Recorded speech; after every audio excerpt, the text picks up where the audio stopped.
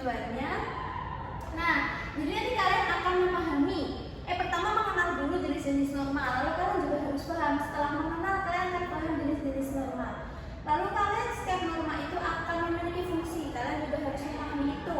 Dan kalian bisa mengamalkan atau menerapkannya dalam kehidupan sehari-hari. Oke, langsung saja ke pengertian norma.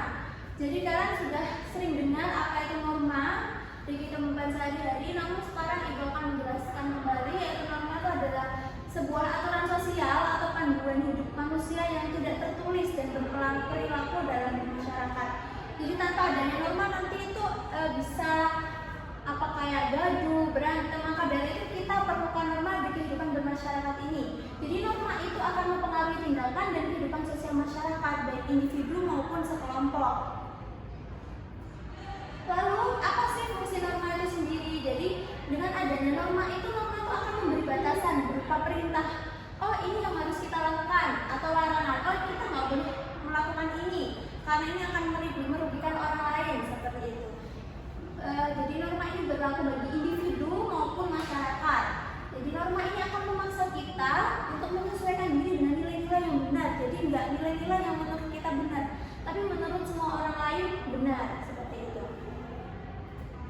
Lalu jenis-jenis norma sendiri itu ada norma kesusilaan, norma agama, norma sosial, norma kesopanan, dan norma hukum.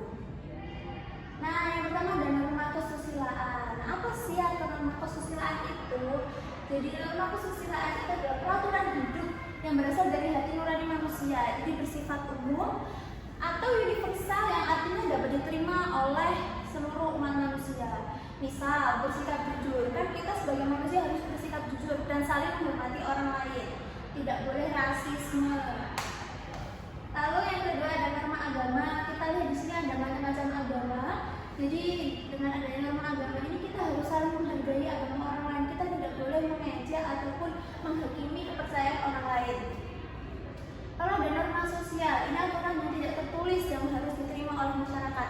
Ini apa sih fungsinya? Namanya itu sosial. Jadi harus berfungsi untuk bagaimana untuk memberitahu kita bagaimana individu seperti kita ini berperilaku dan berinteraksi dalam konteks sosial. Dengan norma sosial ini kita harus menjaga kerukunan, membantu sesama dan tanpa konflik. Lalu ada norma kesopanan, tentunya bisa sopan dengan semua orang, termasuk orang tua, keluarga, dan orang lain, seperti mengucapkan salam dan berpakaian sopan. Norma hukum itu adalah aturan yang dibuat oleh negara yang memiliki sanksi hukum.